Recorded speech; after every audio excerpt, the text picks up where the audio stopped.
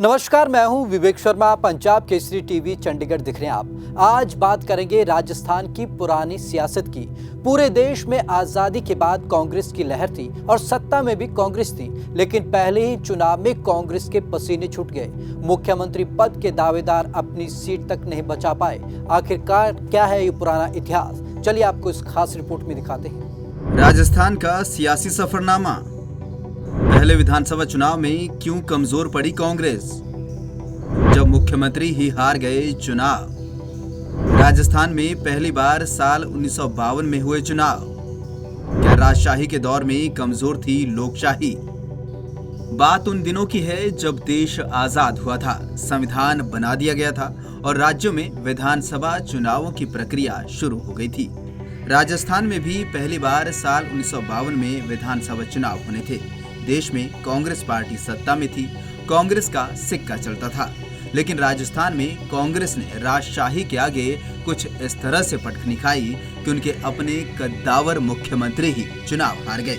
2 विधानसभा सीटों से चुनाव लड़ने के बाद भी राजस्थान के तत्कालीन मुख्यमंत्री एक सीट पर भी जीत नहीं पाए। क्यों ऊंचे ओहदे के बाद भी हार गए मुख्यमंत्री? हम बात कर रहे हैं राजस्थान के उस मुख्यमंत्री की जिसकी सदारत में कांग्रेस हारते हारते जीत तो गई, लेकिन वो मुख्यमंत्री खुद 2 सीटों पर हार गए। नाम है लोकनायक जय नारायण व्यास। साल 1952 में पूरे देश में पहली बार लोकसभा और विधानसभा के चुनाव हुए। अब बारी थी चुनावी परिणामों की, क्योंकि पूरे देश में उस समय कांग्रेस ही सत्ता संभाले हुए थी। चाचा नेहरू खुद जिम्मेदारी उठाए हुए थे और कांग्रेस जीत की उम्मीदों से पूरी तरह से लबालब थी।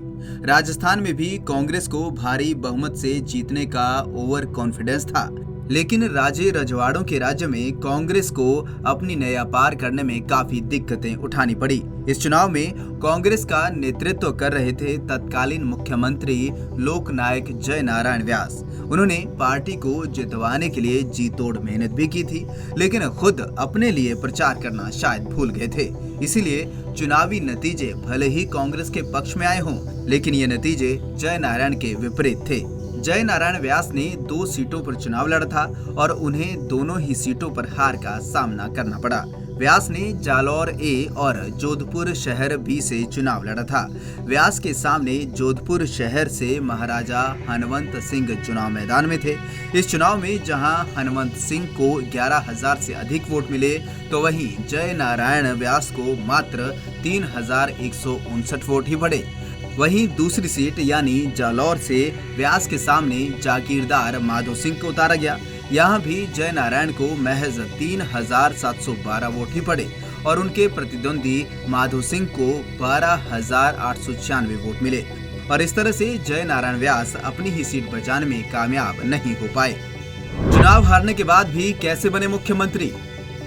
राजस्थान में भले ही कांग्रेस 160 में से 82 सीटें लेकर जीत का जश्न मना रही थी, लेकिन साथ में लोकनायक जय नारायण की हार का दुख भी था।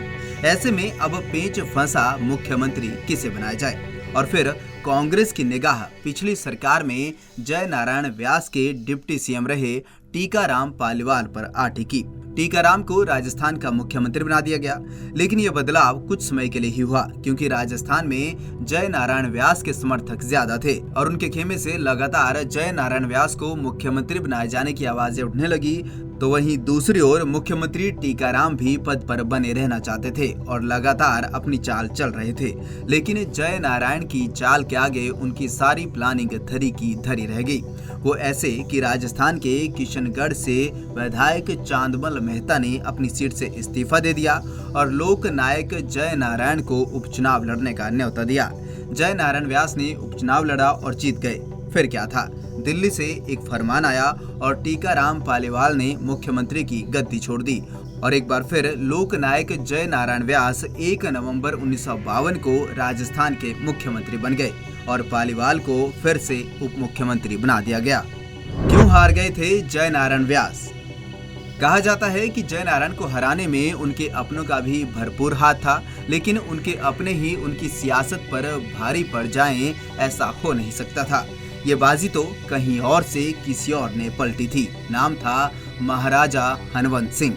जोधपुर के महाराज हनुमत सिंह ने जय नारायण को जोधपुर विधानसभा सीट से हराया था। इतना ही नहीं, जालौर विधानसभा से भी जय नारायण व्यास को हराने की प्लानिंग हनुमत सिंह पहले ही कर चुके थे। उन्होंने जालौर से जागीरदार माधो सिंह को चुनाव लड़वाया और वहां माधो सिंह जीत गए। हालांकि बाद में पाकिस्तानी सीमा के पास एक हवाई दुर्घटना में महाराजा हनुमत सिंह की मौत हो गई।